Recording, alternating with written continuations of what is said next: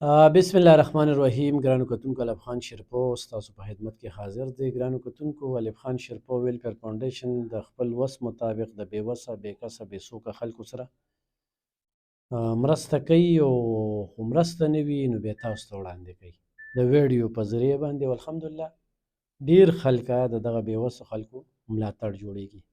ګرانو کتونکو، دا زنانه چې کومه ده، تېرو 8 کالو راسې الف خان شیرپو ویلفیر فاونډیشن سره ټچ وه، او د دې دوه لوریانې الحمدلله هغه زموږ په ذریعه باندې واده شوي دي. د دې دا یو بچی دی، څلورې لوریانې، دوه وګوره اوس کور کې دي. ژوند ډېر د کړمو سره مخ دی او کونډه ده.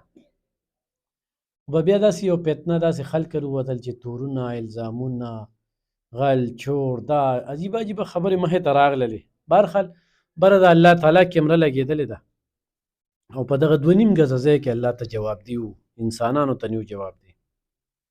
خو موږ سره هغه بغض دومره زیات وساته چې دغه غریبانان خلک بیا پکې بدنام شو، دوی پسې بیا ویډیوګانې وشولې.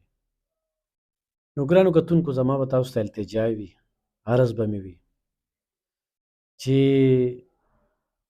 امداد کوئ، نو په دې سوچ او په دې نیت وکړئ چې الله پاکې ویني او الله به د دې اجر راکوي. د دې ما څه موده مخکې ویډیو کړې وه، وي په زرګو کالز راته راغلل، او داسې عجیبه عجیبه کالز وي راته راغلل، لکه د دې نه څه جوړېږي، هسې ځان ګناهګارو. نو لکه څه به وکړو، زه دې زنانه سره په ګنټو ګنټو خبرې کوم، نو څه به وکړم چې زه دې سره لګیا یم، اوس ما سره په موبایل خبرې، نو چا ورسره 1 روپۍ امداد هم نه دی کړی.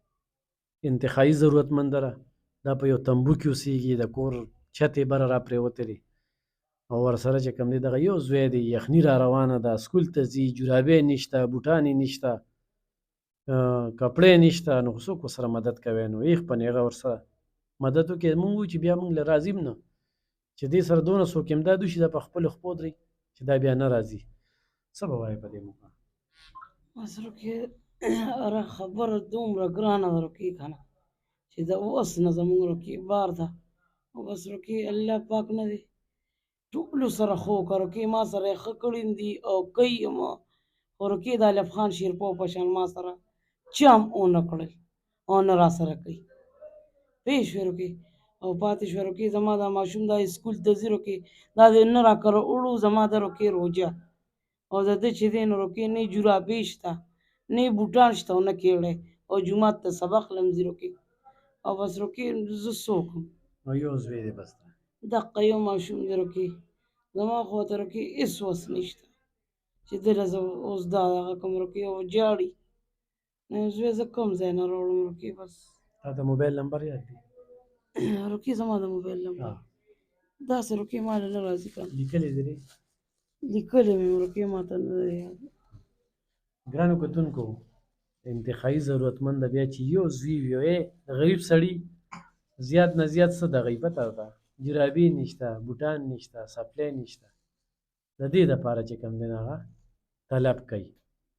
نو ضرور ورسره مرسته وکړئ، تعاون ورسره وکړئ. د نمبر ته خپل ووایه چې څه نمبر دی، ایخ په نیغه ورسره چې کوم دی نو رابطه کولی شئ. په دې باندې زما اکاونټ نمبر دی، موږ سره تاسو تعاون او مرسته کوئ، نو زموږ په ذریعه باندې هم دوی ته میلاویدی شي.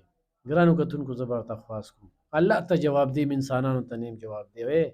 دا درته نه غواړم چې ما له راولېږئ، په ما خو نخره تېرېږي، خور څنګه بس دا نظام دی الله پاک یې چلوي، ژوند دی روان دی. اوس څوک وایي چې په پیسه کې عزت دی که نه، نو سکون ورکې نشته، سکون. برحال دغه نمبر پکې نه روزي، دې موبایل دغه بټن هم کار نه کوي، هغه پټري کوي زما کیمرامین، نو دا نمبر به په دې ویډیو باندې وي، نو ضرور ورسره چې کوم دی نو مرسته وکړئ، تعاون ورسره وکړئ او امداد ورسره وکړئ. بې ځایه ورته کال مه کوئ. څنګه کال درته راځي؟